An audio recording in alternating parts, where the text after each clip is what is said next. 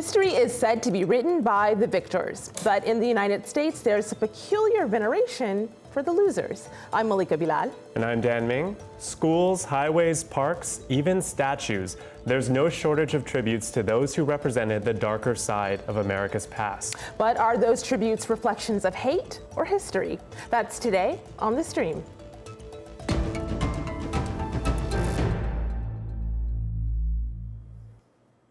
The killing of 9 African-American churchgoers by a white supremacist 2 years ago reignited efforts to remove symbols that activists say memorialize the pro-slavery past of the United States.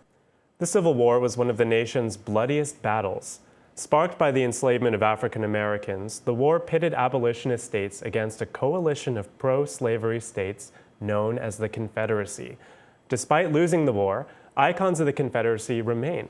Scattered throughout the U.S. are numerous tributes to what some Americans consider noble warriors, but to others, they symbolize years of institutionalized racism. In Louisiana, city officials approved the removal of 4 statues dedicated to Confederate leaders. Take a listen to this AJ Plus video. It's what New Orleans Mayor Mitch Landrieu said after the final one was taken down on May 19th. These statues are not just stone and metal. They're not just innocent remembrances of a benign history. These monuments celebrate a fictional sanitized Confederacy, ignoring the death, ignoring the enslavement, ignoring the terror that it actually stood for. We cannot walk away from this truth. There is a difference, you see, between remembrance of history and the reverence of it. New Orleans was one of America's largest slave markets, a port where hundreds of thousands of souls were bought, sold, and shipped up the Mississippi River to lives of forced labor. If presented with an opportunity to build monuments that told our story or curate these particular spaces, would these be the monuments that we want the world to see? Is this really our story? So what should be done with memorials to controversial people? Here with us to discuss in Philadelphia, Jonathan Zimmerman is a professor of education and history at the University of Pennsylvania. Malcolm Suber is also a historian and an organizer with Take 'Em Down NOLA, a group advocating for the complete removal of Confederate symbols. He joins us from New Orleans, Louisiana. Also in New Orleans, Terry Coleman. She's an instructor at Dillard University. And in Boston, Massachusetts, historian and educator Kevin Levin. Welcome everyone to The Stream. Now, Jonathan, as a historian and a professor of history, what do those statues symbolize for you? Well, what they symbolize is white supremacy. I think the people that want the statues to come down are absolutely correct about that. They symbolize white supremacy in 2 senses. First of all, they memorialize a breakaway republic that was dedicated to white supremacy and slavery. And also the history of the monuments themselves, they were created some 20 and 40 years after the fact, that is, after the war, to try to sanitize that history. And to try to kind of airbrush out certain dimensions of it, but to maintain a new kind of white rule in Louisiana and other parts of the country. So Terry, I see you nodding, and you're a resident of New Orleans. So as a resident, but also a student of history and a historian yourself, what does that symbolize for you? Same thing?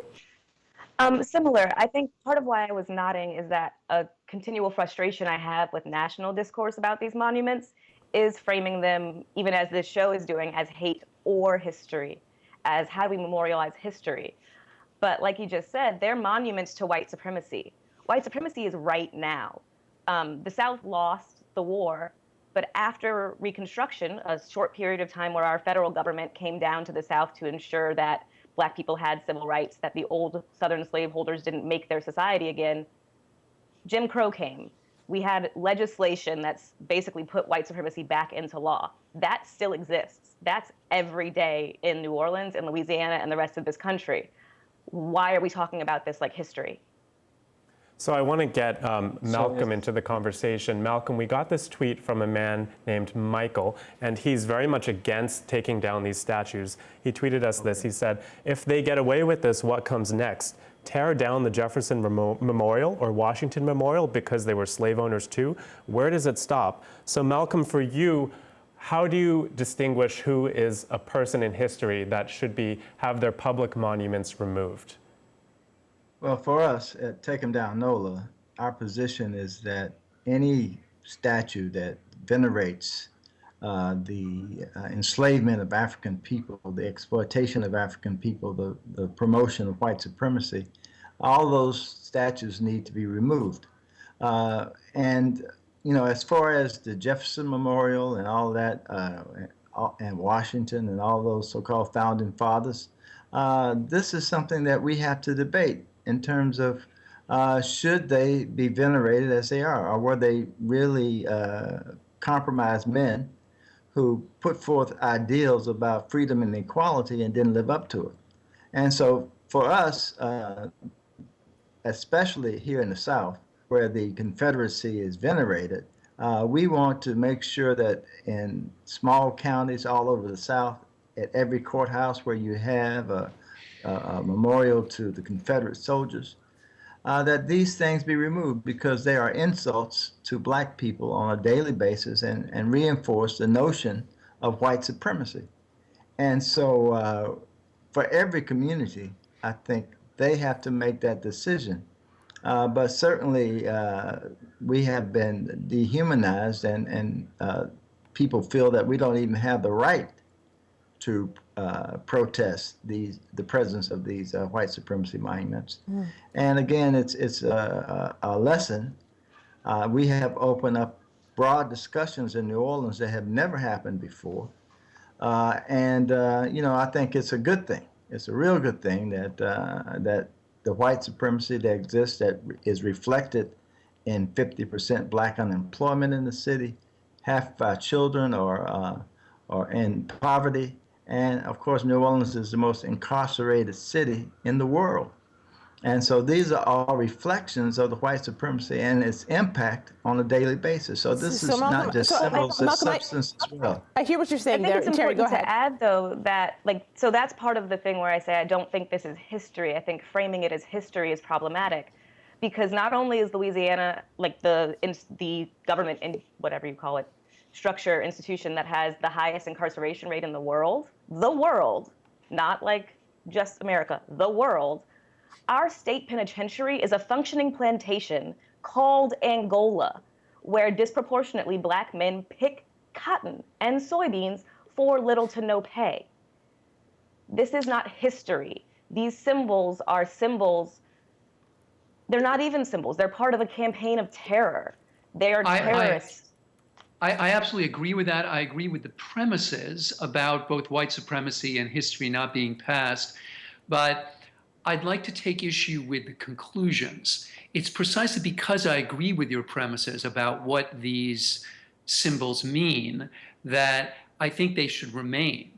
They should remain as precisely reminders of this history. We don't need reminders. But who needs to be reminded? Because my black body does not need to be reminded that it is. I'd like to give, if I may, a very specific example, a very specific historic example that, because you're from NOLA, you'll know, but my guess is a lot of viewers don't. The first monument to come down was a monument at Liberty Place, the obelisk. And that commemorated a revolt, a violent revolt by whites who were objecting to the racial integration of the police force in 1874. And after it was put up, a plaque was put on the obelisk, and the plaque said, and I quote directly, with the election of 1876, that's the end of Reconstruction, white supremacy, quote unquote, was reestablished in our state. That's what the plaque said. It seems to me that if, like myself, you're concerned about white supremacy and you want everybody to know about its historical roots, the removal of that plaque is an awful thing, because the plaque provided an absolute retort to the protesters who claimed that these monuments are not about white supremacy. The plaque said it was about white supremacy. In chapter and verse, it used the term. We need to have reminders like that all of us, especially, I might add, white So Jonathan, I hear what you're saying. Just one second. I hear what belief you're Jonathan is saying. I see In Malcolm's public. face and I see Terry's face, but I want to bring in Kevin here along with another voice, just because we haven't heard Kevin's voice. But Kevin, before I do, I want you to take a look at this video. Now, this is from NOLA.com, the news website, and they spoke with someone who said, this is about my heritage. So picking up on Jonathan's point, I wonder if this person would have seen a plaque as enough to recognize, as they call it, their heritage. Have a listen to what he said. You know, you see someone desecrating history for whatever reason it was, I'm going to clean it up. You know, if we had a thing of a king out here and some Klanmen came out here and wrote some stupid stuff on it, I'd be out here cleaning that up too. You know, because you can't take away history. It happened, good or bad, like it or indifferent about it. It happened and we should learn from it. So I should come out here and I heard you want to take the monuments down. I'm offended by it because he wants to do it because they're racist for whatever reason he claims. And I took offense to that because that's telling me that this man here was racist. That's telling me that every soldier who fought was racist for the South. And that's wrong. That's disgracing my heritage, my ancestor, and putting the stink on his name. So Kevin, he says it's disgracing his history. How do you make sense of that? Well, I think you have to keep in mind that So Malcolm says it makes no monuments- sense at all. And you should have seen as it was playing, Terry kind of slapped her forehead in disbelief. But Kevin, I want your thoughts. Look, I think one thing that you have to keep in mind is that these monuments, their goal was not simply to tell history. Every monument, when it was dedicated, especially Confederate monuments, roughly between 1880 and 1940, the very act of dedication was responsible for losing sight or ignoring or erasing other aspects of history. So, of course, you can look at Confederate monuments and you will see sometimes references to the loyal slaves that supported the Confederacy. Now, clearly, this is not simply this is not about history because, of course, that interpretation is easily challenged by historians. Slaves, of course, rebelled in very large numbers during the war, and many African Americans, fugitive slaves, slaves that were liberated by the U.S. Army, ended up serving in the U.S. Army themselves. So I think we've got to distinguish between sort of history and heritage. And heritage is one of those concepts that can mean any number of things to any number of people. I mean, there is no one standard definition, so we have to be very careful there. So I I would want only add that the removal of the plaque that actually referenced white supremacy makes it easier for the individual that we saw in this video to maintain his fictions, right? He was objecting to the idea that the person that Beauregard or Davis, or whoever the statue was, quote, a racist or was engaged in a racist project. When the plaque that references white supremacy comes down, it becomes easier for this person to airbrush that out. We can't do what we should do. I want to bring it back. It seems like a ridiculous place to try to stop the buck, though. It seems like an absolutely ridiculous place to try and stop the buck. The problem with white supremacy, the way it functions, has never been that white people don't have access to information. Thomas Jefferson had enslaved women in his bed. He didn't think of himself as committing bestiality. He knew he was sleeping with humans, and he said those weren't humans. The issue has not been a lack of data. We don't need more context. It's a lack of awareness. It's a lack of understanding. So to go back to the original tweet question about the Jefferson Memorial. Right, precisely. So change the design. The Jefferson Memorial should stay up, but there should be references to Sally Hemings in it. And there should be references to notes on the state of Virginia in it, because that's what happened. That's the history. All right, so I want to bring it back to that. I want to ask all of you about the people who take up these Confederate symbols as their heritage. Terry, listen to this video comment we got from Alex, and I'll ask your thoughts on it afterwards. Take a listen. For a lot of people in and outside the South, Confederate imagery has come to symbolize a sort of general, alienated, white, rural, working-class authenticity that bears little resemblance to the actual history of the Confederacy, which was very aristocratic and neo-feudal in nature.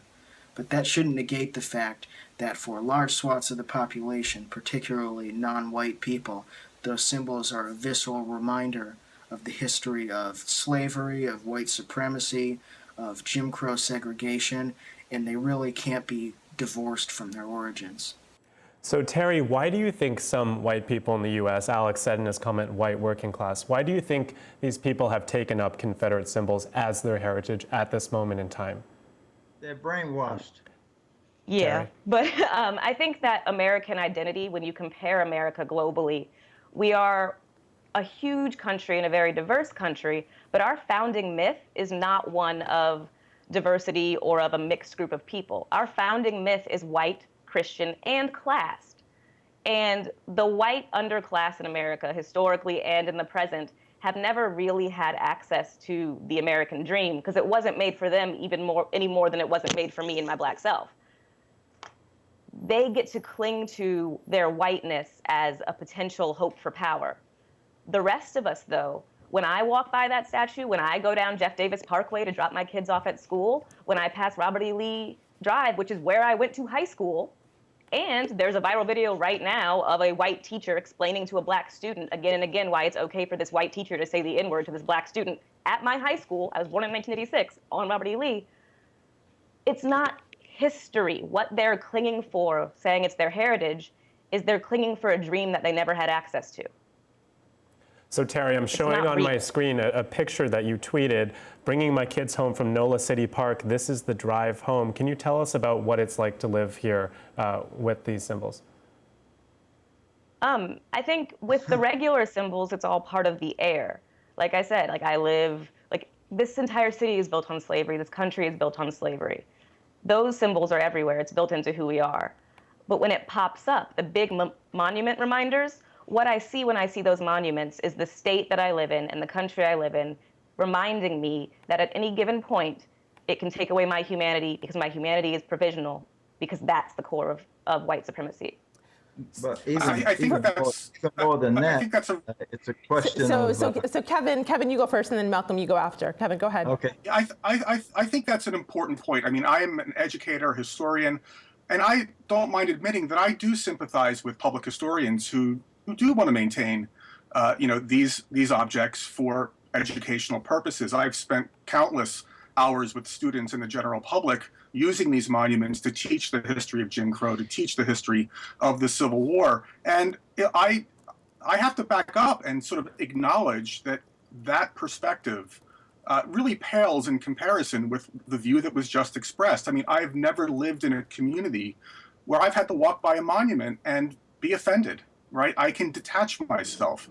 And I think, when it comes to interpretive panels, when it comes to, trying to actually apply history to these monuments, I think sometimes we do have to step back and sort of acknowledge that the visceral reaction that many people rightfully feel when they confront these sites is something that needs to be acknowledged and taken very seriously. And that Malcolm? they have the right now to actually voice that concern. That's precisely the point. Black people feel insulted when they see these things. And of course, the rich whites who run the country and run the city that we live in, they don't give a damn about how we feel. And in fact, Frank Stewart wrote a letter speaking for the rich whites who run the city and basically said, you black people should just get used to it. But we refuse to get used to it. And we are demanding, this is basically a fight over the public squares. Who has a right to determine what is on our public squares? And these were all put up when black people had no voice. And so now that we have a voice, I have a voice and a choice. And our choice is to get rid of these white supremacy monuments. And we don't need them to be shown to anybody to explain the history of the theft, the kidnapping and stealing of African slaves from Africa, the genocide of the native people. All these things are part of the history of the United States, and it's not going to change. And these monuments are just frills. They don't need to be here. And that's why my personal position is we can destroy them. We don't have to there, of course, are people who disagree with you. I want to show what actually turned into dueling protests in Virginia, because this is larger than just New Orleans. This is happening in various spots across the country. All over. So take a look here. This is Twitter moments. They've curated tweets that were really popular not too long ago. This is May 14th. Torch-wielding, quote-unquote, alt-right group protests statues removal. So this was a group of white nationalists, white supremacists, led by Richard Spencer here in Charlottesville, Virginia, not too far from Washington, D.C., where we are. This is Richard Spencer here. He's holding torches, and they were protesting the planned sale of a Confederate statue in Charlottesville. Have a look at what that rally looked like. But the fact is, what brings us together is that we are white. We are a people. We will not be replaced. Yeah.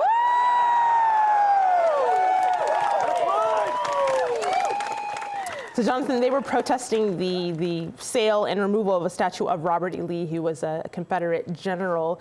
Clearly, there's support here. They were then met by competing rallies on the other side. But the support, what does that say about where we are in terms of race relations? I really hate that term, but it's a thing. What does it say about where we are right now? Have never really faced up to our discussion, a real discussion about race and racism and white supremacy. And this is a necessary, if we're going to go forward. The mayor put it very aptly. Of course, we question his convictions to his words.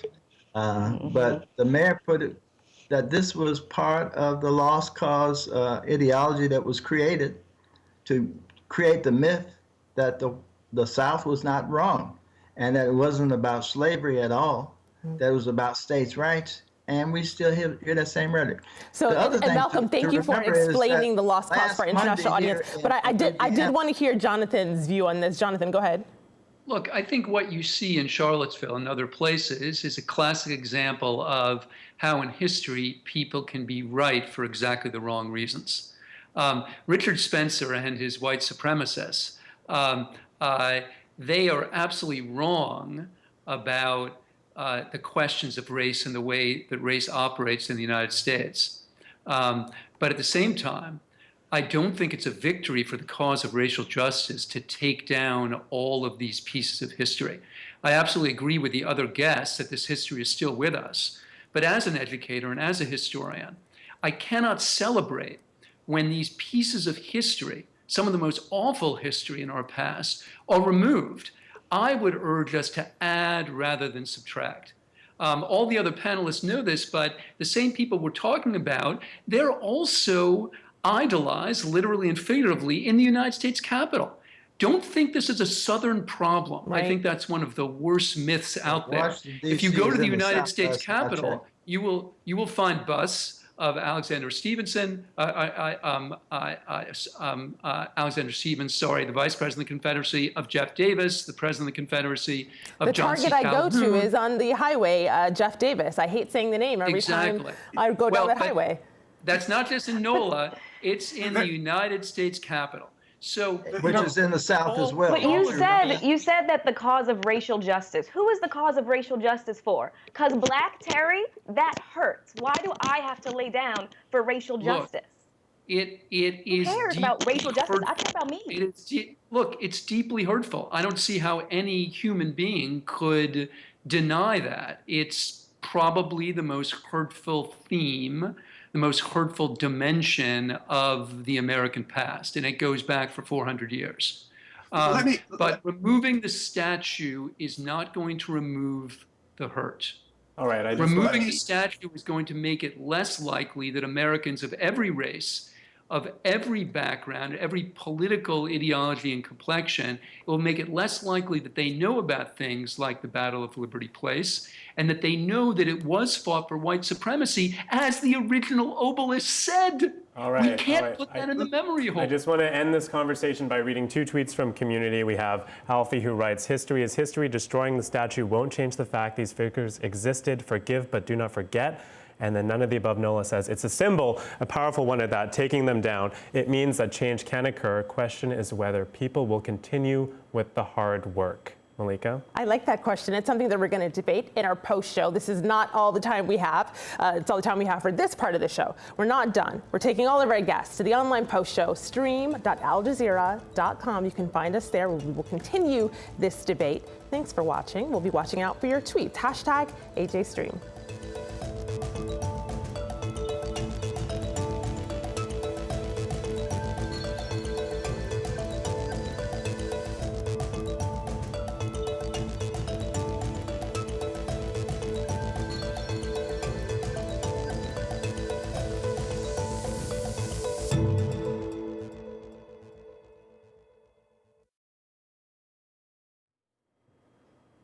Welcome back, everyone. We're in the Stream's online post show. We're going to jump right back into our discussion about the value of monuments and memorials dedicated to controversial figures in U.S. history. So, Jonathan, sum up your point that you were making, because Kevin wanted to jump in and Terry wanted to jump in on it. So remind our audience what it is that you were saying. Well, look, basically this debate has pit two groups against each other. It's pit people who say these monuments are about white supremacy and want to bring them down, and people who say they're about heritage or the lost cause or states' rights and want to keep them up. I'm trying to take a third position that acknowledges absolutely that the statues are about white supremacy at their core, but it's precisely because of that fact, and I do think it is a fact, that they should stay up. If you're a historian, you need to defend the markers of the past, however hurtful and heinous, because once we take them away, everybody is going to be less aware about these vital dimensions and ongoing dimensions of our past. I would not agree with that statement at all. People are unaware. Malcolm doesn't agree. Kevin doesn't agree. Only because I promised it to Kevin first. Kevin, totally ignorant. Kevin, what were you going to say? Look, just to take this out of the Civil War entirely, recently at Penn State, they took down a monument to the famed football coach, Joe Paterno. Now, that involved a very public scandal that we don't have to go into.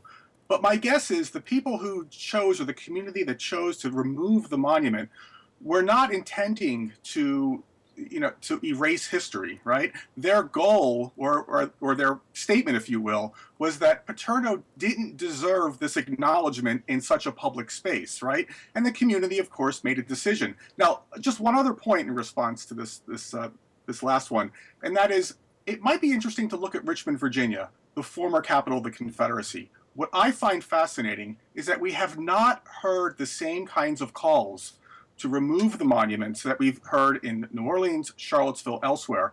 And I'm wondering why. And I wrote about this last week in the Smithsonian Magazine. And I think part of the reason is that Richmond, very early on, when I say early on, I'm talking early 80s, began to add to its commemorative landscape. But not just adding monuments. Let me just finish my point. Let me finish my point.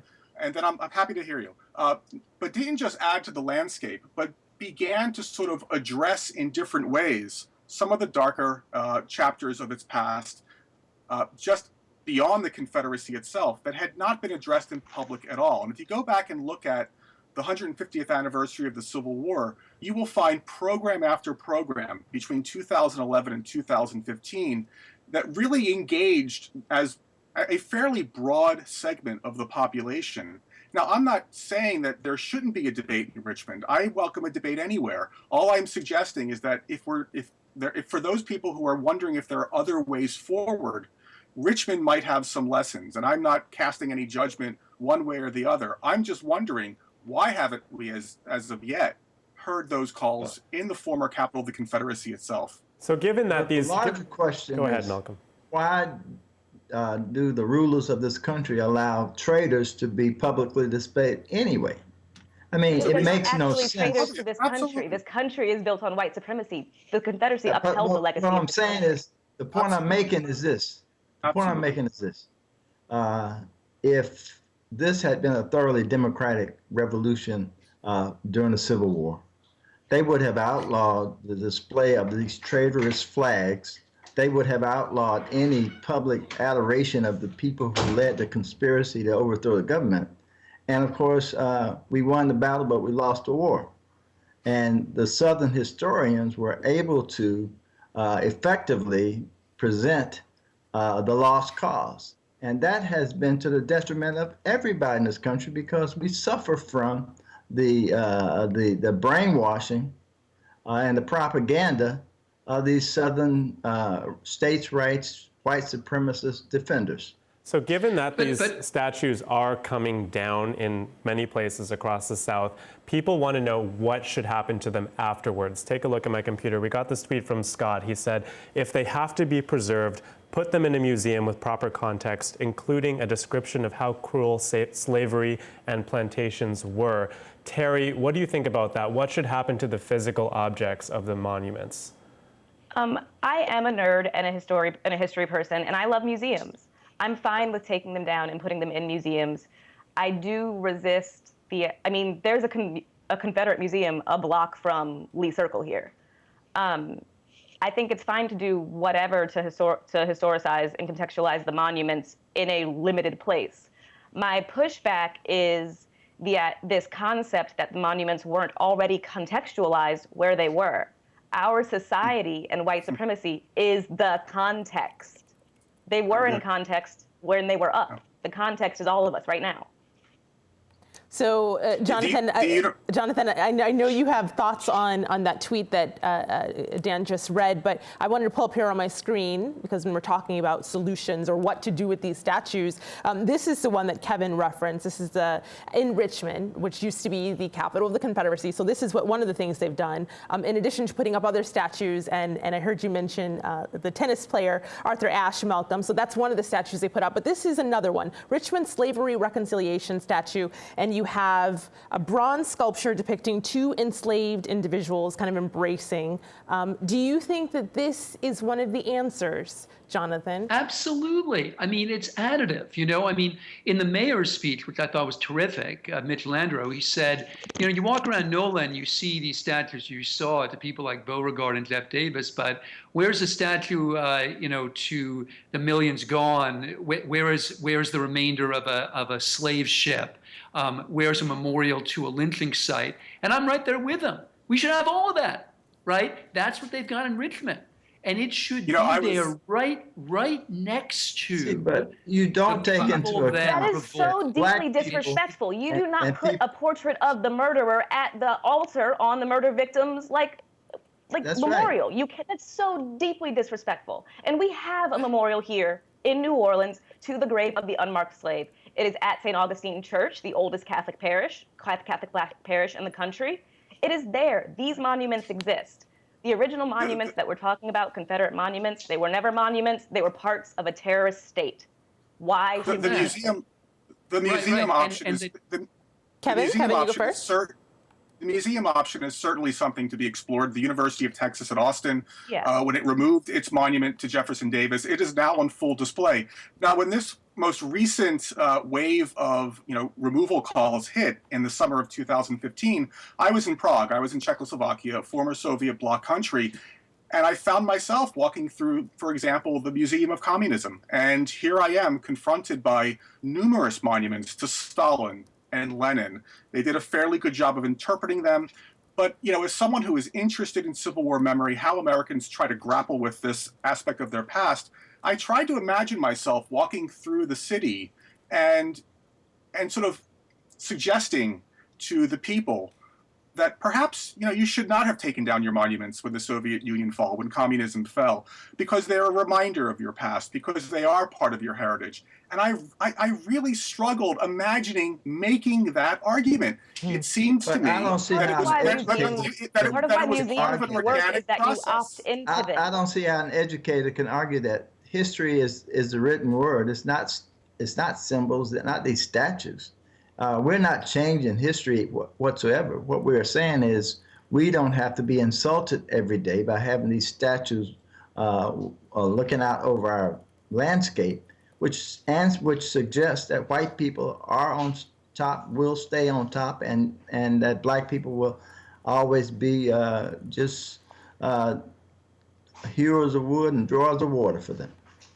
And as you're saying that, makes Terry's sense. nodding her heads. Okay, so I just want the last word from everyone because we're going to run out of time here. But I know that there's so much more to talk about in this. We could do several shows on this. So Terry, you go ahead with your takeaway for this conversation.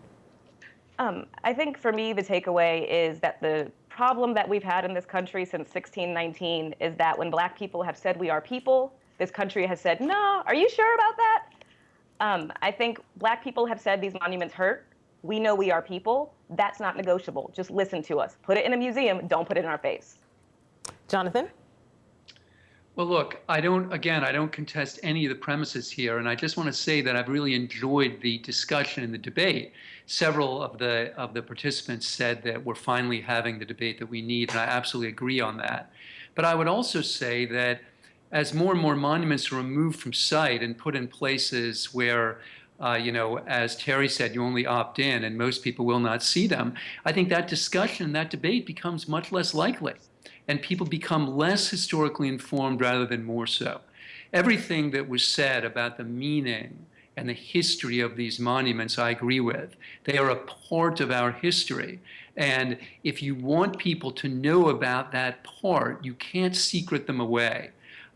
In Annapolis, they've been dealing with this question because in front of the State House there is the statue of Roger Taney, who was the author of the Dred Scott decision that really said, again, in chapter and verse, that that people of African descent and enslaved people are not full human beings. Well, instead of taking it down, what they're doing is they're erecting statues to two other Marylanders, Frederick Douglass and Harriet Tubman. They too were from Maryland, just like Roger Taney, except what they did was they challenged white supremacy instead of embodying it. And it seems to me that if we want to fight racism, if we want to create historical awareness, the solution is always to add history. It's never to subtract it. So add, don't subtract. Malcolm, your final words. Well, my final words, of course, is we have been waging, and I'm part of the leadership of Take 'em Down NOLA, and we have been waging a relentless campaign to rid the city of all this white supremacist symbols and things. And what I take from this conversation, of course, is that we still have a long way to go, that we as Black people are not going to accept these statues any longer.